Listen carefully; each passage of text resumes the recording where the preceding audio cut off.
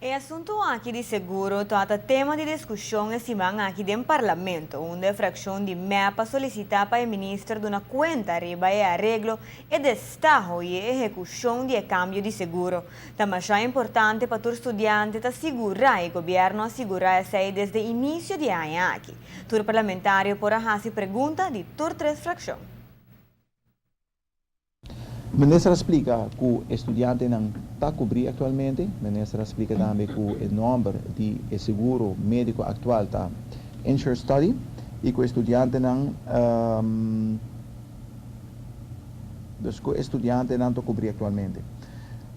Ademais, o ministro dona de conhecer também que o prêmio está menos, que está conduzindo a uma redução de mais ou menos 1 milhão de florins.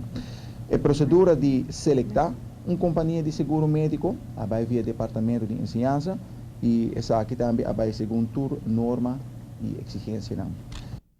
A fração que sostém o governo do parlamento aproveitar-se para questionar a forma de trabalho de oposição. No caso específico aqui do partido MEP, que ainda não chama a reunião para apresentar com 2 membros só, que na dado momento abandonar a sala também. Da parte que o manejo de oposição de média está diferente no manejo do parlamento mesmo. Na minha parecer, vou constatar que o MEP não tem correção para ensinança. 2 parlamentares de MEP estavam presentes na reunião ayer meio-dia e depois de mais ou menos de 1 hora, o parlamentário aqui abandonou a sala sem nem sequer fazer uma pergunta. O que estava notável também é a ausência de líder de MEP. Nós podemos parar que a última semana o líder de MEP estava roupa de imprensa, riba Facebook, e riba outro mídia, e você verando de maneira mais crítica mesmo, diferente áreas de nossa ensinança, e entre outros, onde não estava seguro médico para nós estudantes na Holanda.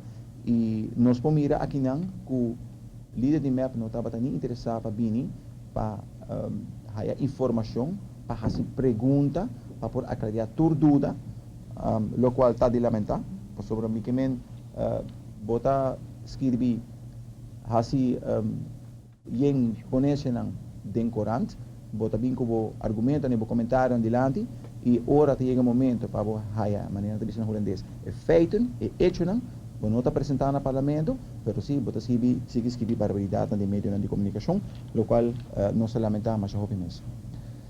O parlamento aqui é mais satisfeito com o contexto e prueba que o governo apresenta para justificar o motivo de como será ter destajo público. De natureza, destajo público está abre caminho para preço porque é competitivo, serviço optimal e paquete de seguro mais amplo possível na benefício dos assegurados. Com o cambio, aqui estudantes vai adiante, não somente de cobertura, mas também de tarifa mais boa.